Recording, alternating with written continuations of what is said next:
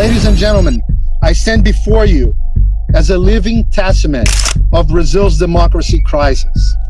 Until 2022, I was the most watched political journalist in the country during prime time on cable TV.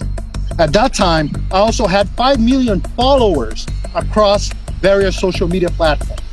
Then, overnight, my social media was blocked in Brazil, my Brazilian passport was canceled, and my bank accounts were frozen by order of the Supreme Court Justice Alexandre de Moraes.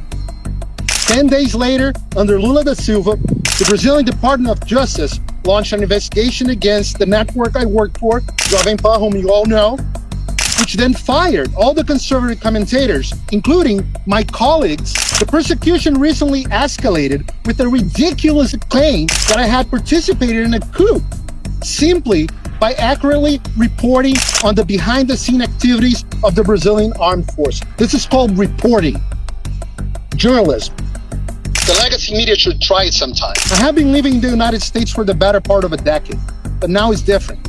I live in exile, unable to return to my homeland. I wish I could say I'm the only one in this situation, but I'm not. Dozens of journalists are being persecuted, with several also exiled here in the US.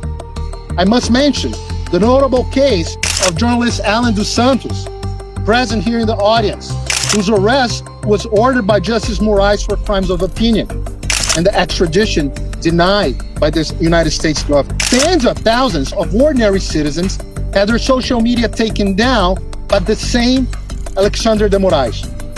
My friends, I assure you, these are all facts. And regardless of your political stance, you do not want to live in a country where one man can determine what can be said. That's why this violates all human rights and international treaties, even the Universal Declaration of Human Rights, which guarantees freedom of expression and of the press, regardless of frontiers.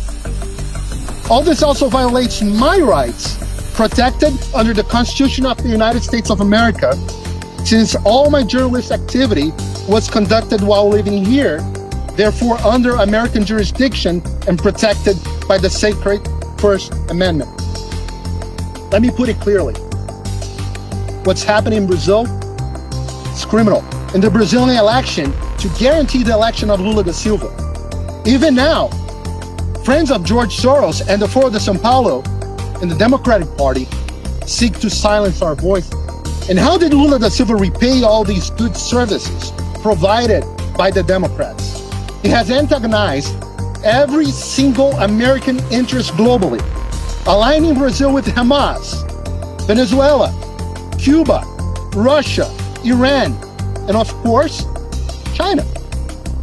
Under his leadership, within the BRICS, Brazil has actively working with China towards ending the dollar's dominance as the international trade currency. This must end. I urge the United States Congress members to exert their oversight responsibilities to promote the American geopolitical interests and to restore the inalienable human rights given to all of us by our Creator, as this country founding fathers so well described. This is what we ask for. God bless America. God bless Brazil.